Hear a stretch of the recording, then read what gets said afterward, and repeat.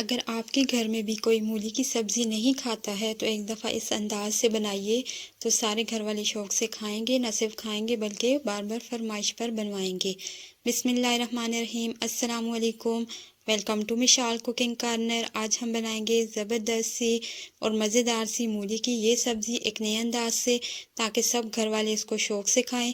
अमूमन इस तरह होता है कि मूली एक ऐसी सब्ज़ी है जिसको सैलड के तौर पे तो इस्तेमाल कर लिया जाता है, लेकिन इसको पकाने का जब बारी आती है तो सब जो हैं वो मुंह बनाते हैं और इसको खाना पसंद नहीं करते। तो आइए चलते हैं, इसको ज़बरदस्त से तरीके से बनाएंगे ताकि सब इसको एक खुशी से खा लें और बिल्कुल भी मुंह ना बनाएं। तो सबसे पहले हमने यहाँ पे लिए हैं 2 से 3 अदद मूलियाँ। छोटे साइज़ की थी तो मैंने 3 अदद ले ली। आपके पास बड़े साइज़ की हो तो आप 2 अदद यहाँ पे मूलियाँ ले लीजिए। उसके बाद हमने इसके पत्तों को भी ज़ाया नहीं करना है, क्योंकि मूली की अफादियत सिर्फ मूली में ही नहीं होती बल्कि इसके पत्तों के भी बहुत से फ़ायदे हैं। तो यहाँ पे इसके पत्तों को भी आपने तोड़ लेना है। जो मोटे वाली डंडी है उसको आपने छोड़ देना है, वो आपने नहीं तोड़नी। इसका जो आगे वाला पत्ता होता है वो तोड़ना है और साइड पे इसके जो छोटे छोटे पत्ते हैं वो हम तोड़ेंगे, जो बिल्कुल छोटे हैं और जो इजीली पक जाएंगे और जो कड़वे भी ज़्यादा नहीं होंगे। तो यहाँ पे जो ख़राब पत्ते थे या जो बहुत बड़े पत्ते थे उनको मैंने छोड़ दिया था। छोटे पत्ते टहनियों से मैंने अलहदा कर लिए हैं। यहाँ पे सारे पत्ते भी मैंने इकट्ठे कर लिए। अब हमने इनकी कटिंग करनी है। तो यहाँ पे मूली की जो पत्ते थे उनकी कटिंग हम कर लेंगे। बिल्कुल बारीक बारीक मैं इनको काटूंगी, क्योंकि ये जो होते हैं थोड़े कसीले से होते हैं, थोड़े सख्त से होते हैं, खुरदरे होते हैं। तो इसको हमने थोड़ा पतला काटना है ताकि हमें ये मज़ेदार लगे, हमें ये बुरे ना लगें खाने में। तो यहाँ पे ये सारे जो पत्ते हैं उनकी मैंने कटिंग कर ली है। बिल्कुल बारीक कटिंग हमने मूली के पत्तों की कर ली। उसके बाद जो मूलियाँ हमने छिलका उतार के रखी थी वो भी हम कटिंग कर लेंगे। मेरे पास जो मूली थी वो थोड़ी सख्त थी, थोड़ी कसीली थी। आपके पास अगर मीठी वाली मूली हो तो आप वो ज़रूर लीजिएगा। यहाँ पे मैंने इसकी बारीक कटिंग की है, क्योंकि जब मैंने इसको बाद में पकाया है, बॉयल किया है, तो इसने ज़्यादा टाइम लिया था। आपने कोशिश करनी है कि मूली की जो कटिंग है वो बिल्कुल बारीक आपने रखनी है। तो यहाँ पे छोटे छोटे हम पीसेज में मूली को कट कर लेंगे। सारी मूलियाँ भी हमने इसी तरह से कट कर ली और मूली के पत्ते भी हमारे पास कटिंग होके आ गए।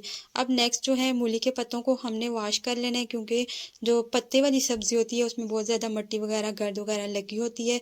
धोना तो हर सब्ज़ी को ही चाहिए और बहुत अच्छे से, लेकिन जो पत्ते वाली सब्ज़ी होती है उसको स्पेशली आपने ज़्यादा तवज्जो देनी है उसके धोने में।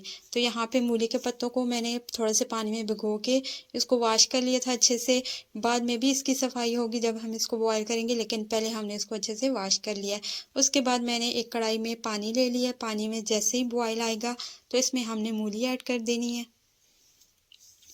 ताकि जो हमारी मूली है वो अच्छे से पकी हुई हमें मिले। जब हम इसको पकाएंगे तो ये तड़के में इतनी अच्छी नहीं पक सकेगी। तो यहाँ पे पहले हमने इसको अच्छे से बॉईल करना है। इसको बॉईल होने के लिए मैंने छोड़ दिया था। पानी भी अच्छे से इसका रिड्यूस हो चुका है और ये पानी आप चाहें तो आप सालन में भी यूज़ कर सकते हैं। मूली के सालन में मैंने नहीं किया, आप चाहें तो आप इसको ऐड कर सकते हैं। यहाँ पे हम मूली को चेक कर लेंगे। 80 to 90% तक हमारी मूली जो है वो कुक हो चुकी है। तो यहाँ पे इसका पानी स्ट्रेन करके मैंने मूली को अलहदा से निकाल लिया था। अब मूली जो हम निकालेंगे उसके ऊपर से आपने साफ़ पानी डाल के उसको आपने ठंडा कर लेना। तो यहाँ पे सारी मूलियों को मैंने निकालने के बाद इसी कढ़ाई में हमने दोबारा से पानी ऐड किया, साफ़ पानी, और उसमें हम अपने पत्तों को डालेंगे जो हमने कट करके रखे थे मूली के, और इनको भी हमने बॉईल कर लेना है। 3-4 मिनट तक बॉईल देंगे तो ये पक जाएंगे। इनको ज़्यादा टाइम नहीं लगेगा। मूली जो है वो ज़्यादा टाइम लेती है पकने में, लेकिन उसके पत्ते जो हैं वो जल्दी पक जाते हैं। तो उनको भी मैंने निकाल लिया था बॉयल होने के बाद, जब वो अच्छे से कुक हो चुके थे तो पानी मैंने उनका निकाल के ज़ाया कर दिया था।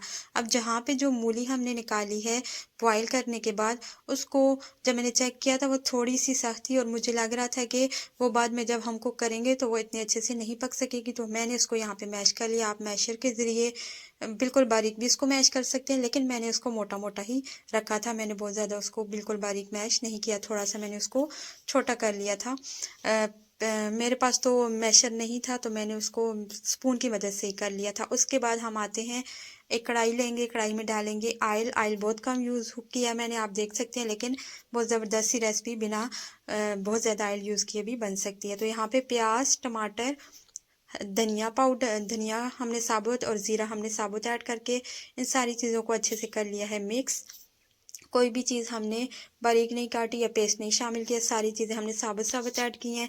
3-4 मिनट तक इन चीज़ों को आपने कुक कर लेना है। उसके बाद हम इसमें शामिल करेंगे लहसुन। लहसुन भी मैंने यहाँ पे आप देख सकते हैं साबुत जवे उसके डाले हैं, क्योंकि हम सारी चीज़ें साबुत किस लिए ऐड कर रहे हैं, इसलिए कि हमने इनको बाद में ग्राइंड करना है, तो ये सारी जो है इनका पेस्ट बन जाएगा, इसलिए हमें यहाँ पे इनको बारीक काटने की ज़रूरत नहीं है।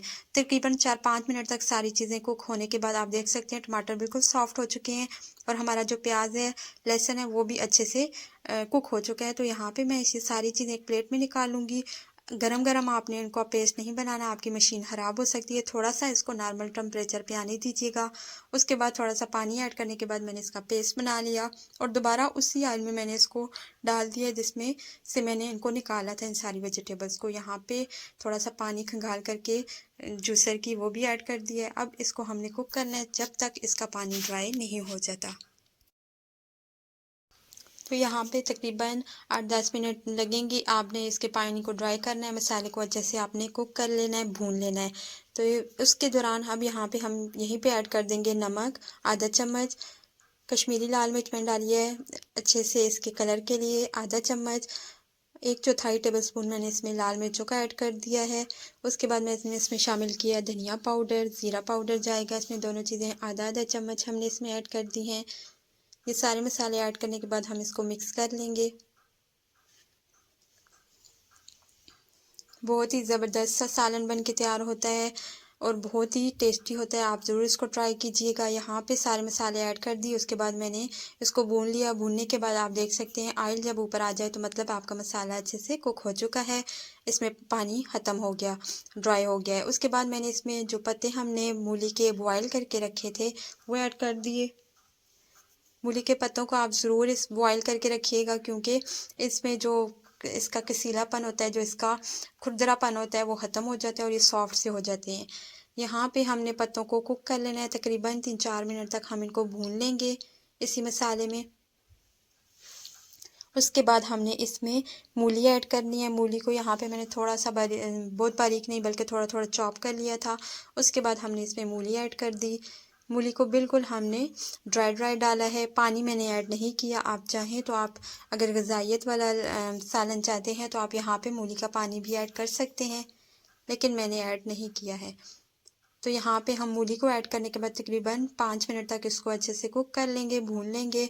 भूनने के बाद फिर हमने इसमें शामिल किया यहाँ पे दही। दही मैंने हाफ़ कप लिया है, अच्छे से फेंट के दही ऐड कर देंगे। दही ऐड करने के बाद इसको करेंगे मिक्स और बस इतना ही वेट करेंगे कि दही का जो पानी है वो ड्राई हो जाए, तो मज़ेदार सा हमारा जो है मूली का सालन वो तैयार हो जाएगा। तो तकरीबन 3-4 मिनट में दही का पानी जो था वो ड्राई हो चुका था। ऑयल जो है बहुत ज़्यादा मैंने नहीं डाला, एक दफ़ा फिर आपको बता रही हूँ बहुत कम ऑयल में मैंने इसको पकाया है। ऑयल जैसे ही थोड़ा सा साइडों से बाहर आएगा तो मतलब हमारा सालन तैयार हो चुका है। इसको आपने फ्लेम को कर देना है ऑफ। लास्ट में हरे धनिए से, हरी मिर्चों से आप इसको गार्निश कर सकते हैं और घर में छोटे बड़े सब बहुत शौक से खाएंगे। एक दफ़ा ज़रूर बनाइएगा। वीडियो अच्छी लगी हो तो लाइक और शेयर कर दीजिएगा। चैनल पे न्यू है तो चैनल को भी सब्सक्राइब